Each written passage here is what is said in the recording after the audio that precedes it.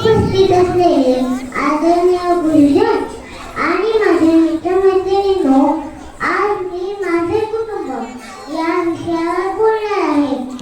भारतीय संस्कृतीचं एक महत्त्वाचं अंग म्हणजे आपली कुटुंब व्यवस्था.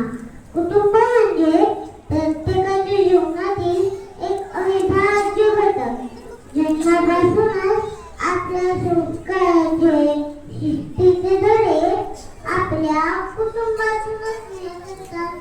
असंच माझे एक सुंदर आणि प्रेमळ कुटुंब आहे.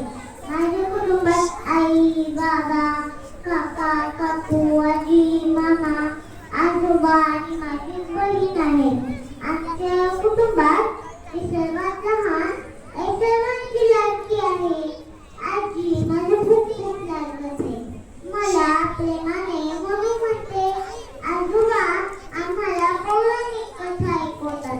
आम्ही सगळे सोबत राहत नसलो तरी सण, उत्सव, सुट्ट्या यावेळी एकत्र राहतो आणि खूप धमाल करतो.